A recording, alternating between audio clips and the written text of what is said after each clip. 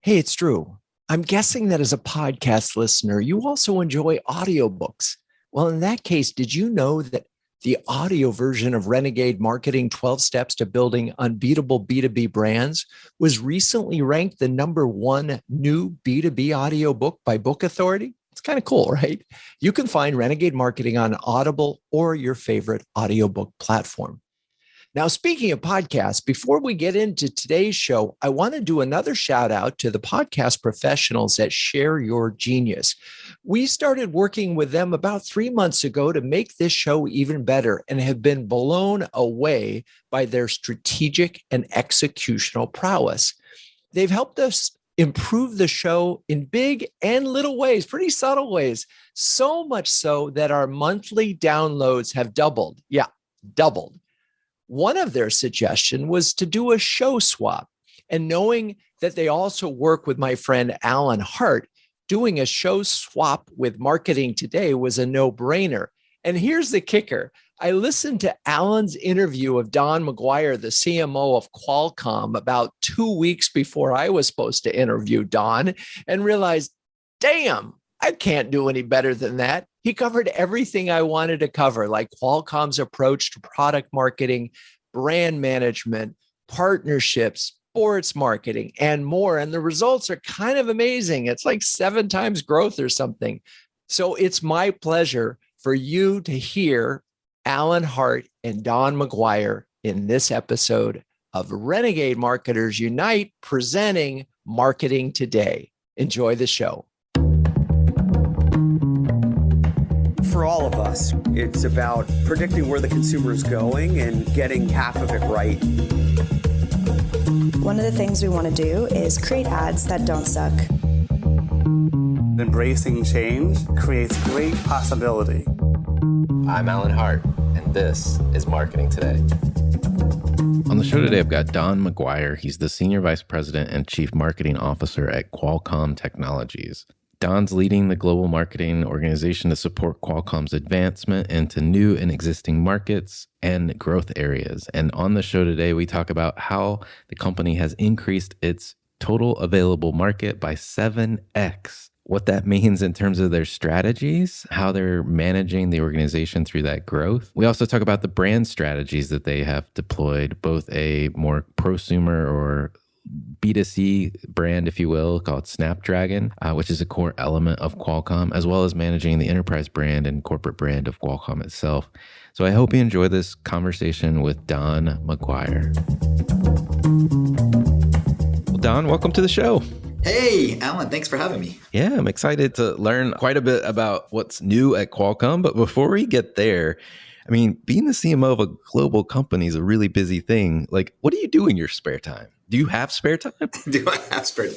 I have a little bit of spare time. Yeah, I think I would say that I divide my spare time probably amongst 3 major kind of things. One is just has to do with keeping my sanity and keeping myself healthy and balanced. And that's, I have a love affair with my Peloton. It really did save my sanity during the pandemic. And I have to say I'm a little bit addicted to that from a fitness standpoint. I love the content. I love the instructors. I love the sense of community. And it's a really good workout. So that's one thing that I get to do in the mornings mostly. Second thing is I'm a baker, believe it or not. Interesting. So yeah, I actually find it very therapeutic. I love the science of it and the steps, and I kind of get lost in it. And then I love being a results-oriented person. I love seeing the creation on the other side of making sure that you mix the ingredients correctly and seeing things rise or whatever take new shape. I kind of like that. So baking is one of the things I really enjoy doing when I've got time. And I think the third thing would probably be I'm a kind of a sneaker fan, and I do love a bunch of different brands of sneakers, and I buy and trade, hold and sneakers. So that's kind of another hobby, I guess I would say. That's amazing. Well, it's probably good that you have the Peloton if you really like baking. Yes, it is. Well, it's funny because I bake, but I don't necessarily eat what I bake. Okay. I mean, sometimes I do. Obviously, I taste. Right, But yeah, my wife sometimes gets mad because I'll bake a bunch of stuff and then I'll leave on a business trip for a week or whatever, and I'll leave it all behind. And then she gets mad because she said then she eats it. But That's funny. If you don't know them already, I've had the CMO of King Arthur Baking Company. I've been there. You have. It's like Baker Mecca. Yeah, it is. Yeah, I've been there. I took a class there. Awesome. Yeah, I did. My wife's from New Hampshire.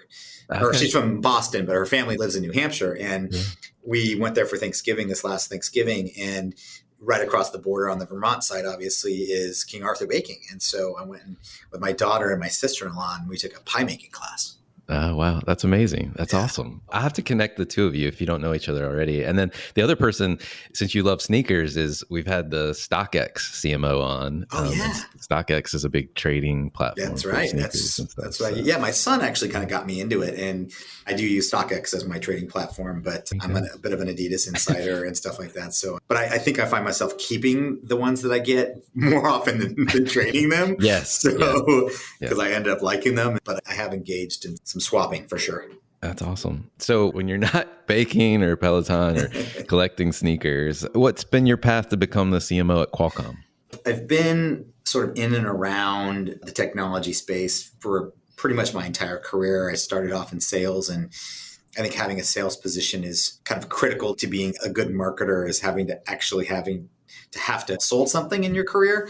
I think is actually a good thing. It teaches you how to understand and take rejection. It also teaches you about understanding dynamics and about having good interpersonal skills and building relationships and all that good stuff. So I started out in sales, but after a few years, I made the bridge into product management and then into marketing, and have been on a marketing track ever since. Various positions at various companies, and I've been at big companies. I've taken my stab at startup land, and I've actually done consulting for a number of years with a couple of partners. So I tried a bunch of different things. And what really brought me to Qualcomm was just a combination of the fact that I was born and raised in San Diego and came back in 1997 and really enjoy living here. And I hadn't really worked here in a long time because I ran a consulting practice that took me out of town a lot. And then I was working for Intel for 5.5 years, and that was a commute up to Santa Clara. So I really was looking forward to living and working in the same city again, because I hadn't done that in a while. So that was one of the attractive things that brought me to Qualcomm in my first capacity here. And then my goal has been to be a CMO of a Fortune 500, Fortune 100 company. And I think if I think back, I would say that maybe I thought that would be something that was a little bit more consumer facing or more of a consumer brand. That would be enjoyable. But I actually have to say, I really enjoy where I am at Qualcomm. It's a nice sort of bridge between having to understand and be able to articulate a story from a company and business to business perspective, but as well with the Snapdragon brand, push more and more into the consumer space, at least from a tech influencer audience perspective, and explore the consumer marketing side of my background. So it's interesting and challenging, but I get to do a little bit of both, and that's always fresh and fun. And I'm just really feel honored and blessed that the work that I did in my first 4 years as the head of product and technology marketing here allowed me the opportunity to be chosen by my predecessor, Penny, as well as by Cristiano, to lead the marketing organization here and become the CMO. That's awesome. And I know, like you just mentioned, you've got these two elements, two complexities in your business, of the B2B side and the consumer side with Snapdragon. It's enough to manage one of those, but like, how do you think about balancing the two brand strategies, if you will, and how you go to market? Yeah, it is a challenge. It's also an opportunity. We just recently separated the two brands. And if you look at it, well, if you kind of go back in time, and this predates me here at Qualcomm, the Snapdragon brand actually started out as a standalone brand. And this is way back when Qualcomm was a very young company, and there wasn't really a lot of, I would say, marketing discipline inside the company from a traditional perspective. And so it was sort of organic growth, and there was a lot of ideas floating around, and it was sort of in its big bang life cycle. And so Snapdragon was sort of this idea that was a product brand that sort of was birthed, and it started to gain a life on its own. And there was not really attention or much attention paid to the Qualcomm brand, other than it was the name of the company. But there was really not a lot of interest in what does that really mean? And is there a story? And actually, is there a brand exercise around Qualcomm? And so Qualcomm kind of sat there. Snapdragon was sort of marketed, and there was investment and effort put behind building Snapdragon with certain audiences And so it started to grow, and awareness and preference and lots of affinity and relevance started to grow. But then Qualcomm was sort of sitting here. And then again, before my time, there was a decision made to also try to gain some additional exposure for Qualcomm. And I think the methodology that was deployed was, well, why don't we bring the two brands together? Since Qualcomm is our company name, let's nest the Snapdragon brand underneath it and tie them together, hopefully then lifting the Qualcomm brand. And so it was almost like hitch the Qualcomm wagon to the Snapdragon horse, so to speak.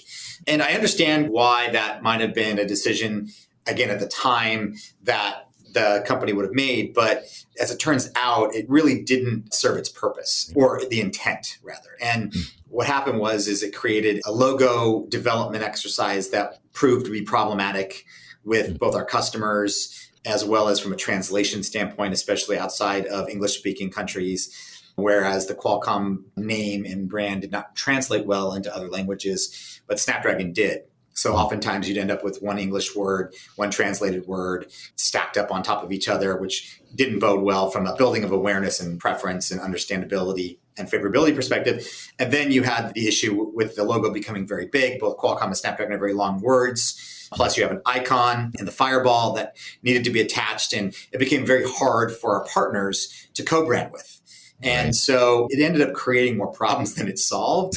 And so when I came into the organization, I always had, at least intuitively in my mind, questioned that decision and felt like, wouldn't we be able to do more for both in the long run with the audiences that need to understand both if we separated the two? But it was not my call at that time. And so one of the things I started thinking about as Penny and I were planning the succession plan was pushing this issue a little bit. And as Cristiano was ascending to CEO, having conversations with him about this idea that let's look at separating them again and really giving Snapdragon its own white space and its own clear air to grow in the direction that I know Cristiano wanted it to grow in, and myself included in that, and then give Qualcomm its proper love and attention and nurturing with the audiences that are important to understand the Qualcomm story. So we decided to split the brands about a little less than a year ago, back apart. And it's been a great exercise in new thinking and our ability to build new muscle around pushing more and more into the consumer space with Snapdragon, as well as understanding where and how we tie the two together. And we looked at different models as we were going through this exercise, right? We looked at the Xbox Microsoft model, for example.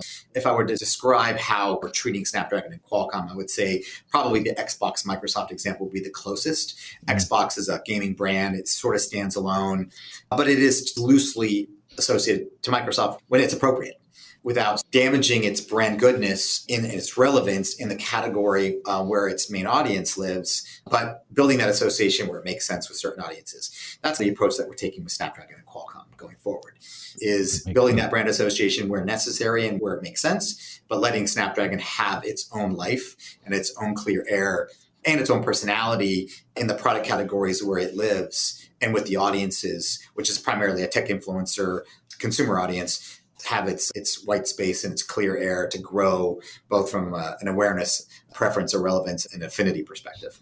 That's awesome. It's a great identity, having looked at it from the outside, looking in of Snapdragon. And to your point around the Xbox and Microsoft example, I can definitely see how Snapdragon can help push or pull Qualcomm into new areas potentially, or at least new audiences for that matter. And the tech influencer audience is interesting because you've announced a bunch of stuff recently related to the Snapdragon brand. I'd love to look at a couple of those with you.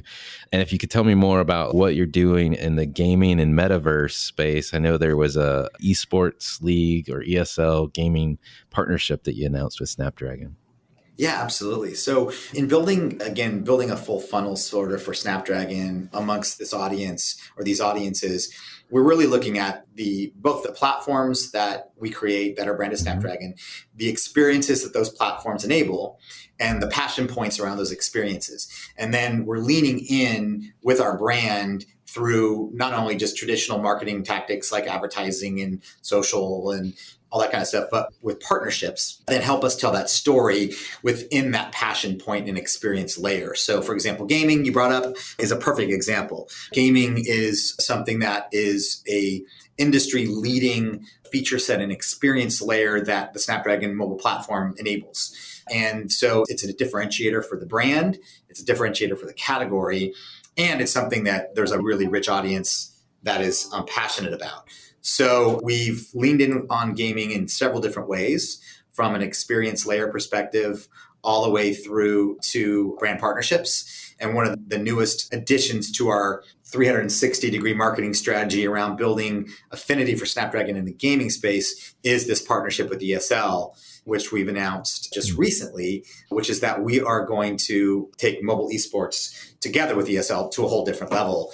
And it's really about taking trends that are already happening in gaming, which is the revenue is shifted to mobile. That's where the growth is. It's the democratization of gaming because the ability for people to play anytime, anywhere.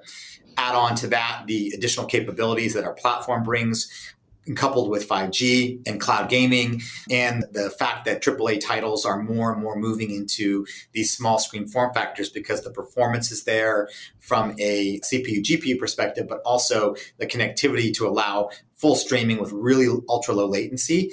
And you've got a combination for a really compelling experience that gamers can actually engage in anytime, anywhere. And if you talk about platform proliferation, the fact that it's not going to take a $4,000 home-built PC or a $2,000 console in order for you to have a great gaming experience really democratizes gaming in general, but also brings a whole new layer to esports, where what we like to call with ESL is the era of everyone. Right? It's really about you can go from zero to hero through a mobile esports and mobile gaming experience in a way that you could not achieve on other platforms without some serious barriers. And so this era of everyone and this democratization of esports, both from a gameplay perspective, an enablement perspective, an accessibility perspective, but also from a diversity and inclusion perspective, is pretty amazing. Because if you look at mobile gaming, and whether you look at it from where it started with games like Candy Crush and individual player games, all the way to massive multiplayer games, the mix of types of people playing is quite different, quite inclusive, it's quite diverse versus the PC gaming ecosystem and the console gaming ecosystem, which skews still to this day, mostly male, right? Mostly younger, mostly male.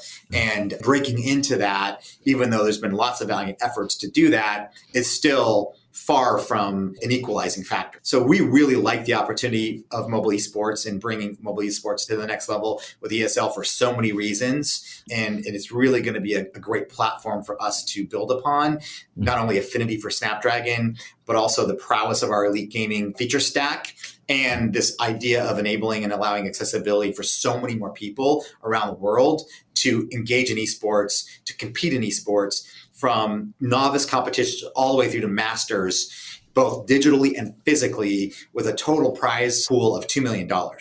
So this is serious, right? It's not junior league. This is serious esports. And we're really excited about partnering with ESL because ESL is the world's biggest esports company. And when I thought about who do we do this with, when I was at Intel, I had the fortunate experience of being part of IEM and a part of that initiative and seeing how esports grew up firsthand in the PC ecosystem.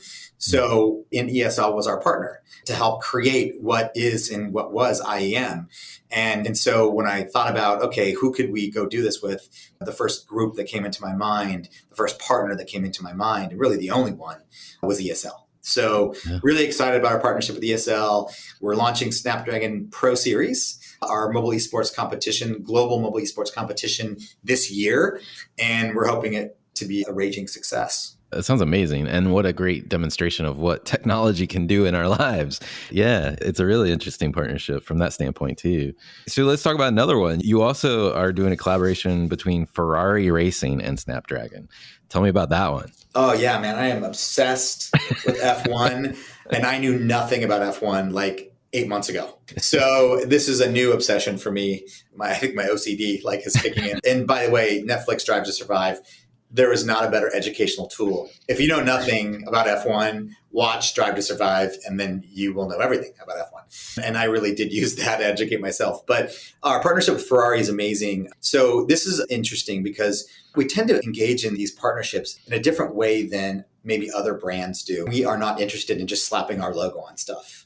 To us, it may just be me or it may just be the tech space, but I don't have the budgets to just do that. There has to be meaningful purpose. And there has to be deeper integration with our products and our technologies and the brand in order for these partnerships to really make sense. And Ferrari is a great example. This was not a marketing-led partnership. This was a business-led partnership.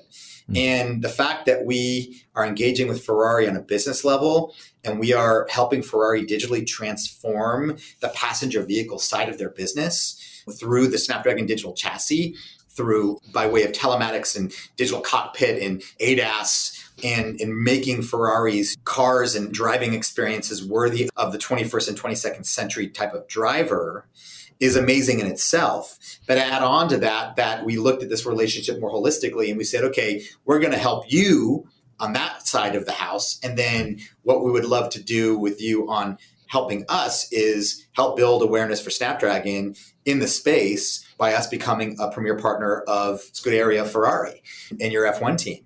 And so, again, it's a two-sided relationship, mutually beneficial, win-win. Ferrari's business improves, our business improves. So I think it's a really unique way to approach these types of partnerships that not everybody really thinks about. And sometimes brands say, oh yeah, well, they're going to use my product or they're going to integrate my product into their commercials or something like that. That's all great. And I'm not saying one way is better than the other way, but the way we approach these things is really about deep technology integration and showing the benefits of our products for that brand, as well as enhancing our brand through attaching ourselves to their product or their brand. Right. And so it's a different approach that we've employed.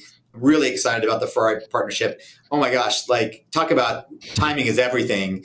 The fact that we just kicked off our relationship with them literally a mere amount of weeks ago, and we just made the unveiling of the car to have the Snapdragon logo on it by a matter of days, and to kick off F1 22 with a P1, P2 at Bahrain and a P2, P3 in Saudi Arabia. What an amazing start to our partnership. And seeing that Snapdragon brands all over the place on these two amazing drivers, on this amazing F175 car, and the whole way that Scuderia Ferrari approaches partners, it truly is a family. And so it's a really great thing to be a part of. And of course, in F1, I mean, there's no more storied brand than Ferrari. Right. Like if you're going to go into F1, go big. Yeah, exactly. Right? Exactly. I love the fact that you're both learning through this partnership. To your point, how you described it, it was business led first, obviously then helping you elevate the Snapdragon brand or attach it to this F1 and racing in general. But like the fact that you're both going to learn through your simultaneous work together, that does make a great partnership.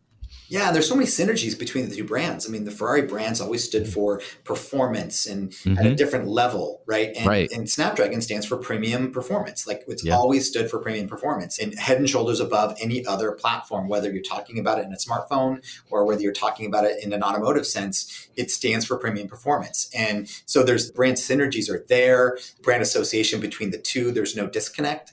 Heck, even the colors make sense. Right. I know. Yeah, I know. I mean, besides the yellow, we got the red and the black and they got the red and the black. And there's so many points of collaboration and complementary synergy that it's a match kind of made in heaven. That's awesome. Let's switch gears a little bit and talk about the corporate brand and the enterprise side, if you will. That's my word. Absolutely.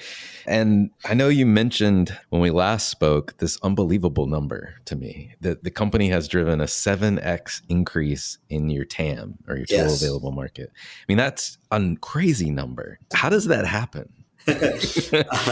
Well, it doesn't just happen overnight, but it is amazing. And the exciting thing is that we're already on our way. It's interesting. Our core DNA and this company has just been always rooted in this idea of inventing just earth-shattering and world-changing technology and products. And yes, of course, at the beginning, when we were a young, fledgling, high-growth, like I said, in our big bang kind of phase, we were just going crazy with invention and creating amazing technologies. And some of it ended up in really cool product categories. And some of it didn't, and that was okay because it was just this entrepreneurial sort of growth engine. But as we grew up and mature, we found our places and we planted our flags and we found our North Star towards where can we take this thing, right? And what can Qualcomm be going into the future? And I think one of the great things that has happened over the last few years is organically, we were experiencing this explosive growth in all these new product categories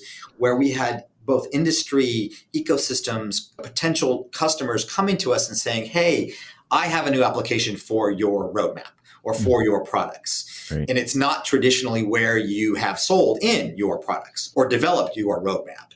The fact that we have always developed this one technology roadmap rooted in the fact that we had to make the most integrated, small, tiny, powerful little package to fit inside of a device that fits in the palm of your hand, that put the internet in your pocket, that enabled Uber to exist. The fact that we started there gives us permission and the ability to take that performance, that integration, and that sort of little package, I like to call it our tiny little dragon, and proliferate it out into all these new categories. And if you take that DNA and that history and you couple it with what's going on in the world, right? The explosiveness with regards to connectivity and compute at the edge and in the cloud, and the technology acceleration of the adoption curve that's happened over the past 2 years, the massive upgrade cycle that's happened over the past 2 years, because connectivity became like water and air, right? And electricity. It was essential to our ability to survive the last 24 months with this world's been through. On top of that, the fact that things need to get more intelligent. Factories need to get smarter, cars need to get safer, right? Cities need to get smarter, more efficient, productivity needs to be enhanced based on work environment. We need to work from everywhere. We need to learn from anywhere. We need to communicate and connect from anywhere. And we need the compute power to be able to do that. At the same time, we can't be plugging our devices in every hour, 30 minutes or 45 minutes. We have to have power efficiency. Right. And that's also good from a sustainability perspective. So all that really creates this inflection point and this sweet spot for what we do and what we've always done, right? Low power, high performance compute, and hyper fast, cutting edge connectivity across every sort of connectivity stack, whether it's Bluetooth, Wi-Fi, or wireless, being the purveyors and the commercialization engine behind 5G, which is the next generation, the new generation, the current generation of wireless technology. On top of everything else going on, it creates this opportunity for us and gives us permission to exist and to enter into these new areas. So over the past several years, we've experienced this growth in IoT, whether it's consumer or industrial, right? Whether it's helping factories become smarter or campuses or cities, or whether it's making Peloton a more attractive device or mirror or whatever it might be on the consumer side, on top of automotive, on top of edge networking, bring in the metaverse and add our history in XR, right? Between AR and VR and all the different device ecosystems we already power, from HoloLens to Oculus to Vive to Pico, et cetera, plus our mobile history and our leadership in mobile, which will always still be there. That provides this tremendous opportunity for us to grow as these gazillions of devices become connected at the edge, producing data and intelligence at, again, hyper-fast speeds, ultra-low latency, and high-performance, low-power intelligence and compute. Some of this data then going to the cloud, some of it staying local or at the edge. I mean, that is our sweet spot. That is where we live. There is no better market dynamic than that for us to be able to grow and expand what we do into these new industries, new categories, and going up the stack in certain cases, from silicon to software to services. So it's really this new playing field. But it's nice because it's not just a vision. It's not just us putting stuff on paper and saying, we're going to go do this. It's already happening. We already have the KPIs. We have the metrics. We have the revenue streams. We're growing $1 billion a quarter in our IoT business and revenue stream. Our pipeline for automotive is over $13 billion and growing. We continue to lead in high performance, low power compute and connectivity in the mobile space. owning the premium and high-tier Android ecosystem. And we are pushing into edge networking to make the democratization of future networks, to provide the connectivity that's going to enable smart cities, that's going to enable the metaverse to exist, et cetera, et cetera. So there's all these different vectors of growth.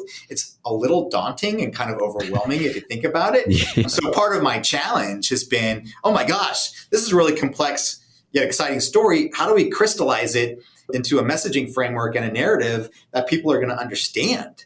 Right. When you ask the question about the Qualcomm brand and how do we then harness this enterprise-wide story, we came up with this idea, and it was really Cristiano's idea of this is really all about the connected, intelligent edge. And that's a nod to our history in connectivity, our history in compute and intelligence, and the fact that the edge, this whole space that's between in and on device and the cloud, where I think by some estimates, 64% of all data that's produced over the next 10 years is going to be at the edge. So that gives us this amazing opportunity and this amazing permission to exist and to thrive.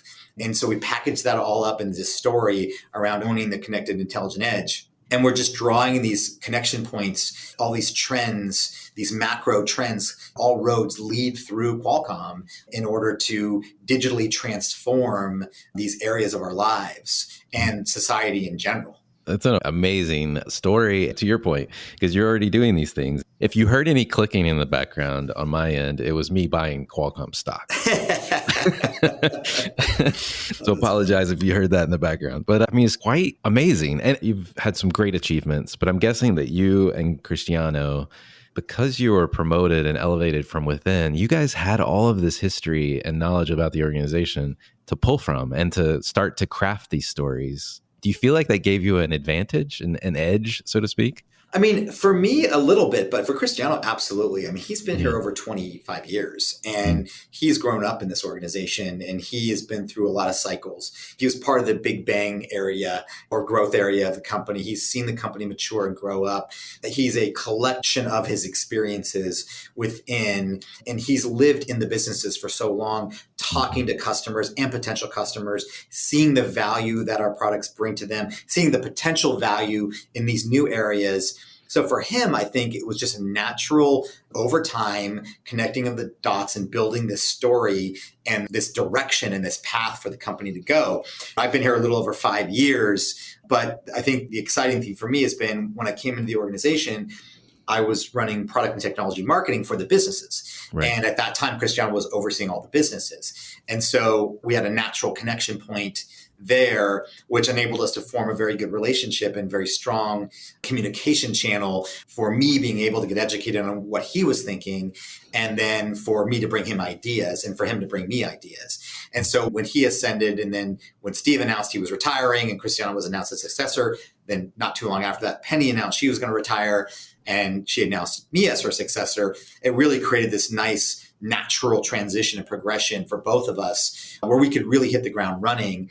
And a lot of his ideas he could share with me more naturally because we had this relationship already and we could have conversations even prior to officially moving into our roles about how we wanted to set up the company for the next decade and what story we wanted to tell. And then from there, it was really about using inflection points like our investor conference in New York, which happened towards the end of 21 as a sort of a coming out party or a pivotal moment for us to tell this story about Qualcomm for the next decade and beyond. And we spent lots of days and hours and weeks in conference rooms on Saturdays and Sundays going through slides and whiteboarding and sharpieing and filling gaps and doing research and really constructing this story from a patchwork of ideas and ideation to something that really flowed quite naturally and really made sense to the audiences that we needed to share it with. And we needed to drive understandability and we needed to drive relevance. And for a technology company that's rooted in engineering, that's not always easy. Right. Yeah, I can imagine. You guys have a wealth of experience and obviously it's working. It's coming through in this conversation, but in all the things that you're doing in the marketplace. So kudos to both of you. Thanks. I mean, I think we made a lot of progress for sure, but I think there's still so much we can do. I'm really pushing the envelope on simplification and simplicity and storytelling. And that's, again, a new muscle for a company like Qualcomm to be able to embrace. But we're getting there. We're getting better every day. And we're going to continue to beat the drum. And I'm going to continue to support the storyline and do whatever I can to help drive business success. To me, marketing has always been about driving business success. There is no marketing objective that you shouldn't be able to tie to a business objective. And if you can't, then you got to question yourself, why are you doing what you're doing? I'm one of those types of marketers / CMOs is I have to be so tied to the business and I have to prove and show that ROI and move the ball forward constantly. I can't afford not to, and the business can't afford not to. So it's exciting, it's challenging, and it's never dull. Well, you've driven so much change and so much more to come as CMO. How do you think about the evolution and maybe even the restructuring of the marketing function and your organization as you took the helm? Oh, yeah. Great question. So not only did Penny and I plan the succession planning when she decided she was going to retire, but prior to that, when Cristiano was announced as the CEO, he had given us some feedback on how he thought the marketing organization could drive increased success under his CEO-ship, so to speak. Mm-hmm. And he gave us a lot of really good constructive feedback, both positive and areas where he thought we could improve. So we embarked upon a restructuring exercise for the Cristiano era prior to even Penny announcing her retirement. And so what started out as an exercise that Penny was driving and I was supporting, as soon as she announced her retirement, we flipped the script and it became my restructuring exercise to drive. And then she was super supportive in helping me think through how we set the organization up for success, not only for the next 12 months, but really for the next 3 to 5 years as we explore this massive growth opportunity for the company, probably the biggest growth opportunity in our history. So we did undergo a pretty large restructuring of the organization to align to the vision that Cristiano has laid out, as well as the business alignment or realignment that was happening. And that sort of took hold within the months of June and July of last year. And then from there, we had an implementation phase that we worked through over several months. And it was both organizationally and structurally, as well as culturally and process. So it was really those 3 vectors that we looked at in this quote unquote restructuring that we made changes, we evolved, we improved, or we broke and then re-put back together in a new way. So it was very holistic in its nature and explored this idea that together we succeed. And it's this concept around one marketing and breaking down some of the silos and barriers and really focusing everybody on business success, that marketing success equals business success. And our business success has to be driven and tied to our marketing success. So really a lot of change for the organization, but I think real positive change. And we did it in a way that I think drove excitement and energy.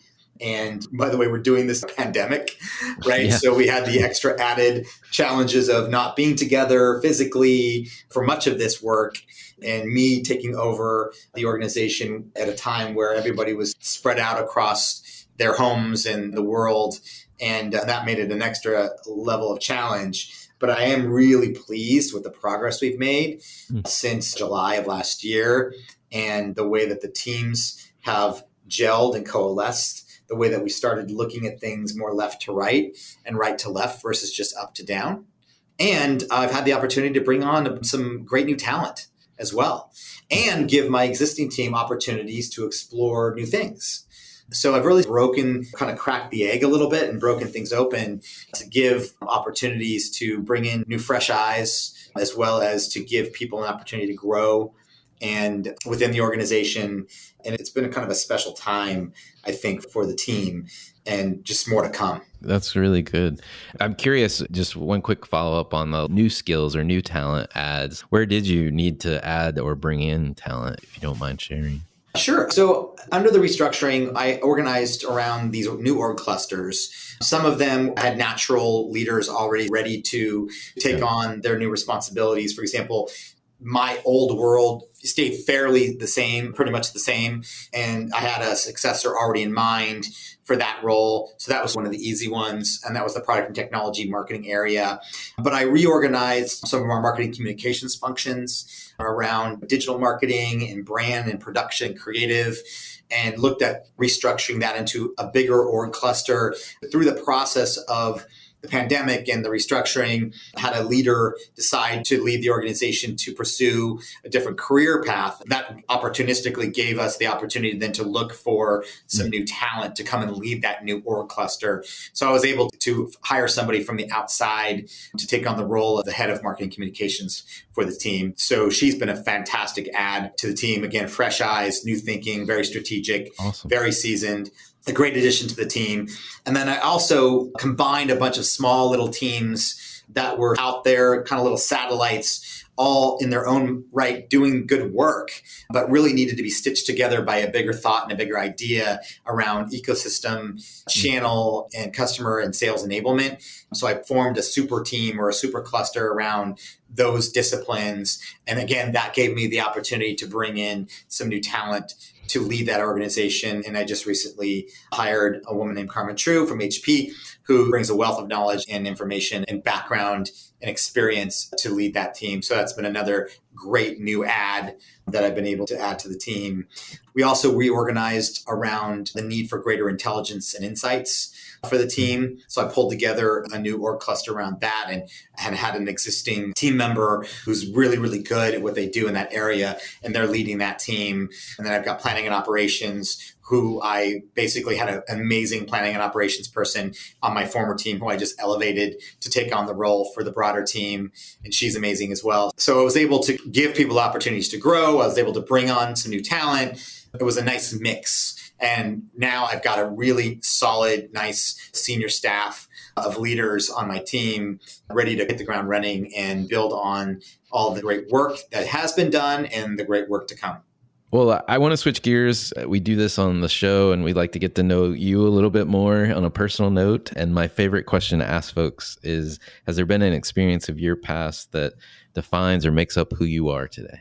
Experience in my past? Yes, absolutely. I mean, obviously there's been several, but as far from a work perspective or a career perspective, I often say that I learn a lot from the people that I work with throughout my career. I've learned a lot from people that were amazing to work for and work with. And I could say were mentors and were people that exemplified what leadership is. And I learned a lot from those folks. I think I also learned equally from people that weren't so great. And I learned as much what not to do as I did of what to do. And every experience is a learning experience. So once there was a time in my career where I ventured out and wanted to start to try my hand at the startup world. So I took a risk. I had a young family, but it was an exciting new space. And so I took the leap into a startup and hit the ground running. And it was really interesting and exciting and had all the makings of a really incredible journey and ride. But what I didn't know at the time was that the leadership was not what I thought it was. And one of those experiences where I had to work for an individual whose moral compass was not aligned with mine. But again, I learned a lot, and it was a painful experience to go through at times, but it was a good experience because, like I said, I learned a lot, and it helped give me another puzzle piece to the puzzle that is my career and the mosaic that makes up someone's career. And I don't think I would be where I am today, and I don't think I would be the type of leader that I am today without having gone through that. Right. Well, and I don't know who crafted this saying, but something around the aspect of pain equals growth. Right. I think it's very true. I've done the same thing. And they're almost probably more vivid, the examples of what not to do or what I don't want to repeat. Yes. than exactly. the things where I nailed it or got great advice from somebody that I did incorporate, but the other ones tend to be more vivid for sure. Yeah, for sure. Well, what advice would you give your younger self if you're starting all over? I've always been the type of person that's, when a window of opportunity opened, I jump first and ask questions later. And I think that's served me pretty well. Maybe not in the case I just gave you, but for the most part, I think it served me pretty well. So I definitely think that served me well. So I wouldn't change that. At one point in my career, again, one of my mentors pulled me aside and said to me, how you do something is almost as important as what you do. Yeah. So if I was going back and thinking about my younger self, because I've always been very results oriented and very driven and very competitive, I would maybe tell myself to be less of a bull in a china shop at times and focus on the how and not just the what. And that's something that I had to learn. That comes with growth, and that comes with constructive criticism and training and experience and age and all those good things. But maybe if I could whisper in my younger self's ear, I'd tell myself, slow down a little bit, look around, and make sure that there's not carnage in your path. Yeah, no, it makes sense. Are there topics that you're trying to learn more about, or you think marketers need to be learning more about yourself? Yeah, I mean, there's several. I actually just tasked my team to start looking more deeply into some of these trends that are going on that I think marketers need to maybe not as in some areas maybe deeply look into, but at least have a good understanding of what's going on as it might relate to how you either talk to your audiences, how you interact with audiences, how you perform commerce with your target consumer, whoever that might be. And those are areas like crypto, NFTs, Web3, just understanding these platforms and understanding what's going on in these spaces.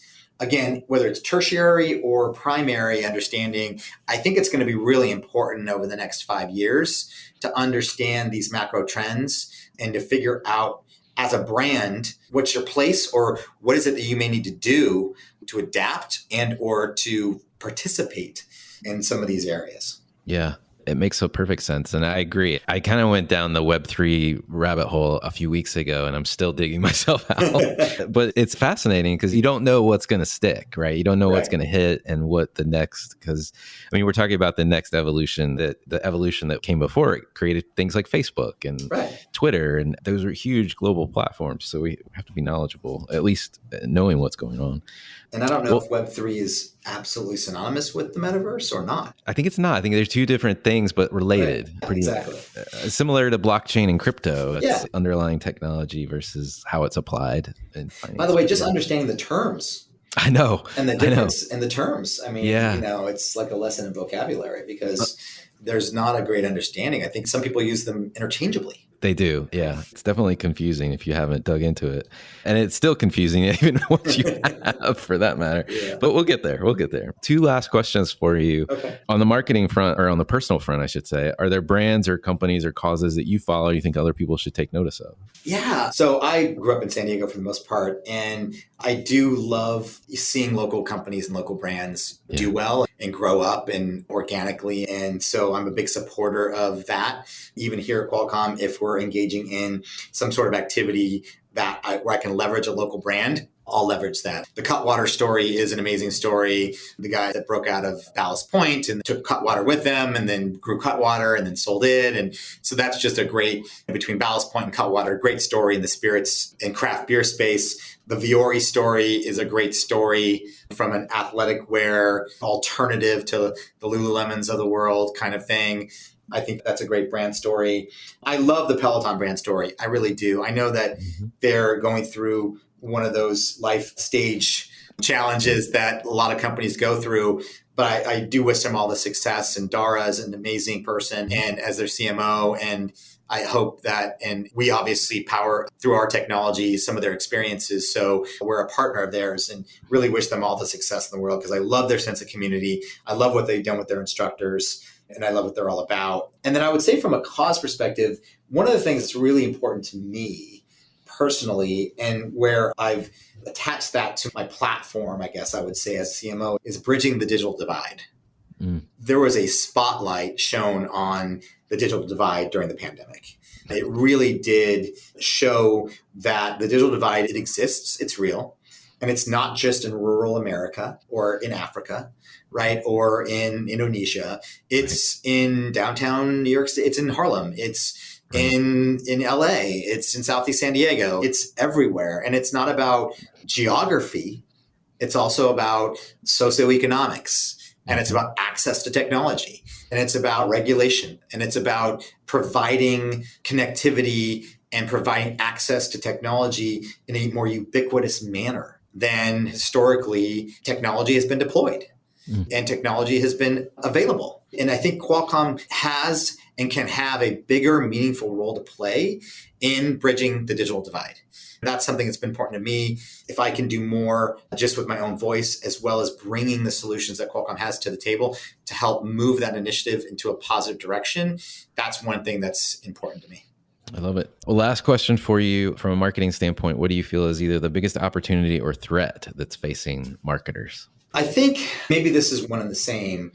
I think a big challenge for marketers right now is how to lead through an era of psychology and attitudes and behaviors that have driven so much divisiveness and so much polarization that threading the needle has become very difficult. And for marketers, there are landmines everywhere. Yeah. Right? If you lean too far one way, you alienate X percent of your potential audience. If you lean too much the other way, you alienate Y percentage of your potential audience. If you stay too neutral, you risk alienating everybody. And so it's like a minefield. But I will tell you that I think people are done. I think they're sick of the hate. I think they're sick of the polarization. I think they're sick of the divisiveness. There's always going to be the fringe on either side screaming at the top of their lungs for attention, for the ridiculousness. But I think it's time to lead, and it's time to lead with empathy, and it's time to bring people together, both from a politics perspective, but also from a business perspective. And I think the brands that can lead with empathy, drive collaboration, cohesion, and goodness, I think those are the brands that are going to win at the end of the day. And it's not about not being woke enough or being too woke, and it's not about extremes. It's not. And I know some brands have fallen into those traps, but it's not about that. It's about decency. It's about empathy.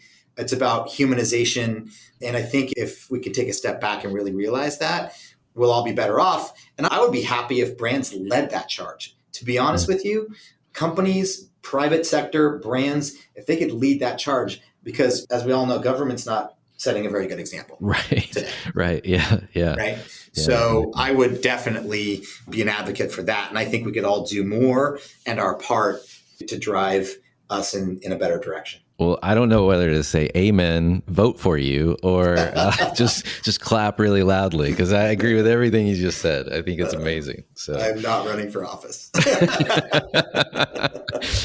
have too many skeletons in my closet. I could never run for office. But yeah, it seems to make common sense, right? Yes. It seems to be there. Right. But I mean, man, common sense is locked in a cave somewhere. It's a scarcity right now, honestly. I know. It needs to be let out of jail. Yeah. Yeah. Well, this has been a great conversation. Thank you, Don, for coming on the show, and look forward to the next conversation we get to have. Yeah, thank you so much for having me. I really enjoyed speaking with you. Renegade Marketers Unite is now a production of Share Your Genius. Melissa Caffrey is our content director. The music is by the amazing Burns Twins, and the intro voiceover is Linda Cornelius. To find the transcripts of all episodes, suggest future guests, or learn more about my new book and the savviest B2B marketing boutique in New York City, please visit renegade.com. I'm your host, Drew Neiser, and until next time, keep those renegade thinking caps on and strong.